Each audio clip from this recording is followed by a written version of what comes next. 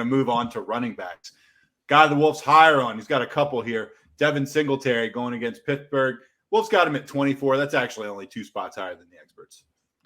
I think he's actually now, I bumped him up to 22 or 21 even. The Okay. more I dig that's into different. him, the more I like.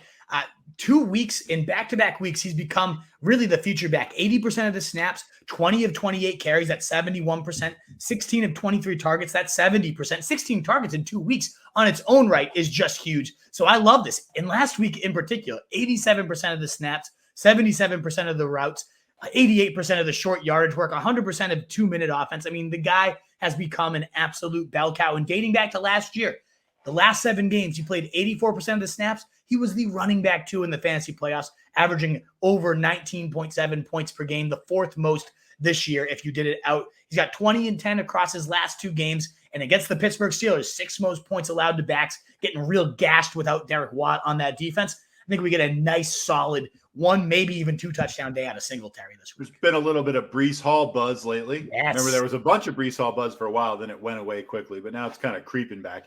Wolf has him as his RB21 going against the Dolphins. Experts have him down at 25.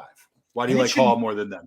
It should never have creeped down because last 3 weeks, running back 12, running back 18, running back 16, and he's thriving because of a huge target share. He's actually 2nd in terms of running back targets, 7 per game right now. But the big thing was the rushing workload also shifted to his favor for the first time last week. 17 carries, 66 yards, and a touchdown on the ground, as well as 2 catches for 12 yards. The big thing, too, is it's not just empty targets.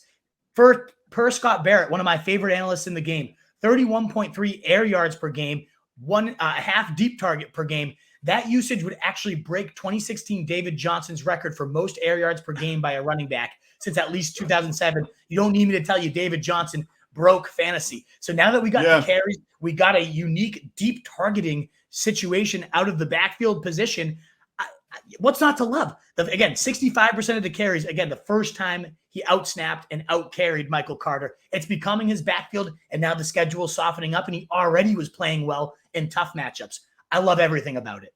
Last guy, you're a little higher on, Clyde Edwards-Helaire going against the Raiders. You got him all the way up at 12. That's 3 spots above the experts. Do you remember after my hometown league's fantasy draft, I was showing you some of the teams, and I showed you this one guy whose starting backfield was Breece Hall and Clyde Edwards-Helaire. We just both just laughed, and we're just like, that's the crappiest backfield ever. Now, wouldn't be such a bad starting backfield now. Not at all. I'd be really into it. I mean, you got running back 4 on the year, Clyde Edwards-Helaire, and you probably get Bold Wolf. You're higher on him. I don't like to do that for my higher, lower Hail Marys. I like to include people I'm getting questions on, and I still get questions every single week. Am I still playing Clyde Edwards-Helaire? I kind of get it because the usage has been sketchy. The production, it seems like he's outkicking his coverage in the sense that he's seeing about a running back 3 workload, but he's performing as a top 5 running back. That doesn't typically sustain itself unless you're in a Pat Mahomes offense that just lights the scoreboard up every time. In fact, he's caught 3 red zone touches, 3 goal line touchdowns this year. No running back in the last 7 years has caught more than 2 goal line touchdowns. He already has 3, and it's week 5 right now. So his usage, it does feel weird. It feels sketchy. It feels like it might just bottom out at any point. But last week, he saw 45 of the 80 snaps, 55%, 19 carries, 92 yards, and a touchdown. When the script dictates it, it seems like they're going to really feed him every single time. 56% of snaps, 63% of carries, 59% of the routes too. So it's not like it's just an early 1-2 down grinder. So he's doing really solid. I think this is going to be an expected positive script against the Raiders, the 12th most points allowed to backs.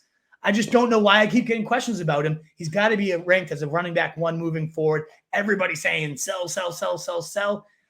If everybody's giving that advice, you're probably not going to sell him for what you're going to get in terms of production. I think you hold and you just keep riding this gravy train, baby. I understand what you're saying as far as maybe he's outkicked the coverage and, maybe he's outperforming what you would expect him to do. I feel like you would be kind of crazy to pull out here until you start seeing a real regression.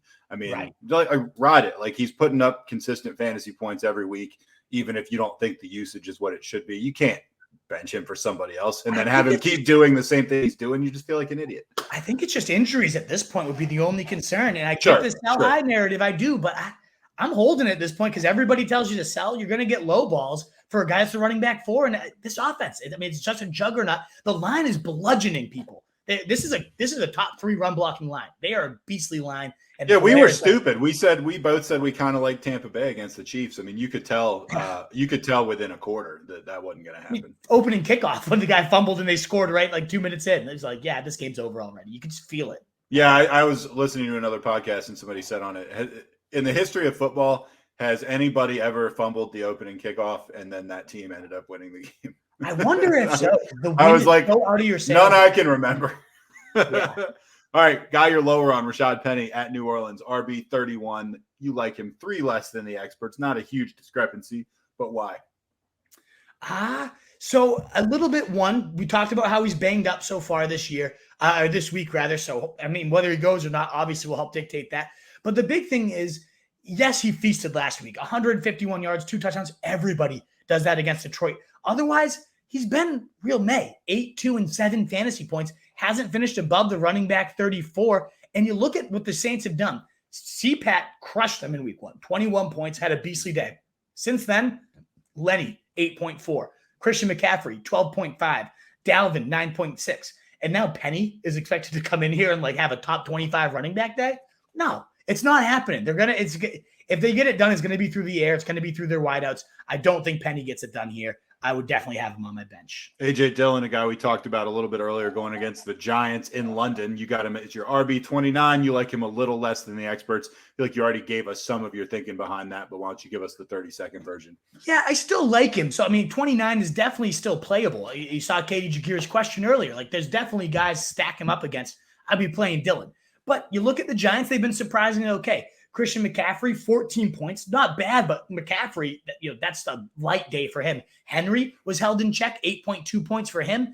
They just seem a little bit more susceptible to the pass-catching backs. And for his credit, Dillon has seen more receiving work this year than ever before. But I think that's kind of an Aaron Jones type of scheme. It seemed like Aaron Jones was pulling away a little bit last week until they could really bludgeon the Pats on the ground and try to close it out. And this Giants team did get smashed by Zeke Elliott and Pollard for 178 yards. So, like, there is a narrative, and certainly if they're bleeding the clock with Dillon, like, it could be okay. So I do like him. Honestly, I just had a hard time finding a running back I was much lower on other than Rashaad Penny. So Dillon, it just kind of worked out. Like, I like the Patriots running backs more. I like, there's just some guys that it's less about hating Dillon. I'm kind of spitting reasons, but I do like Jeff Wilson ranked around him, Devin Singletary, who I already talked about, like J.K. Dobbins. I just like a lot of these guys that are typically ranked below him this week a little bit more. That's really what it came down to. We're going to hit our Hail Mary, Rachaad White, only 32% owned against Atlanta. Then we're going to hit a super chat. So hang on just a second, Michael.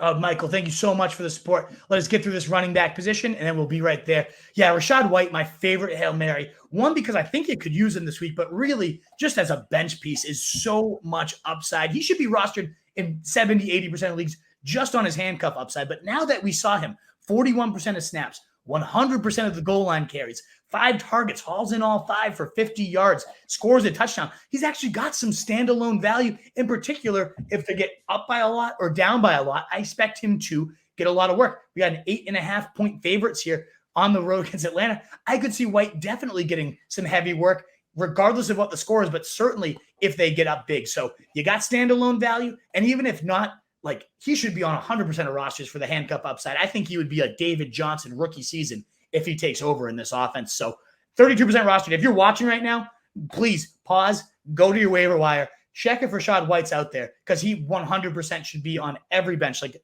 whoever you're going to cut it for him, just know I say yes. Like, Guys, the Wolf is watching this week, and we covered honestly most of these in the news and injury section. But just real quickly, the Atlanta backfield with no Cordell Patterson, who has been sent to IR, will be out at least 4 weeks. Does it even matter? We'll see. Can I pause on them for 1 second, Truth? Because my only other Hail Mary, because go ahead. 33% rostered, he might be gone. Caleb Huntley, though, for the Falcons, he's only 11% rostered. So again, if you're desperate, if you're really looking for a complete and utter dart throw, he did have 10 carries, matched Algier in carry workload, 56 yards and 1 touchdown. The big thing was he got 3 goal line carries compared to exactly 0 for Algier. They pulled him out for this bowling ball that did have 1,713 yards and 18 touchdowns across his last 15 games at Ball State. You get a Maurice Jones-Drew comparison, and you know me and Maurice Jones-Drew, those little legs. Like, I would love that guy all day if he was ever back in the league. So if I get a Maurice Jones-Drew clone, I'm in all day. So I don't think it's going to be the right narrative for the guy, but if somebody's scoring a touchdown there, I honestly think his chances are better than Algier, who everybody's swimming to. I don't mind Caleb Huntley at 11% rostered. Sorry about that. I did not see Huntley there. You guys heard what I said about Patterson going to the IR. We will see what happens with the Falcons' backfield, if it matters at all. His usage is always weird anyway. In Detroit, does Jamal Williams continue splurging without DeAndre Swift? Honestly, I don't see any reason to think he won't. Yeah. Brian Robinson return, maybe. Returning to practice, if nothing else. That's kind of cool. And He's also coming back, baby. Come on. Alvin Kamara dead? Should we have all been buying? We're going to see. We're going to learn a lot this week, in my opinion. Those are all 4 good things to think of. What is up, you fantasy wolf? Thanks so much for tuning in. If you haven't already, share your thoughts in the comments, check out some more videos, and join the newest Wolfpack by subscribing below.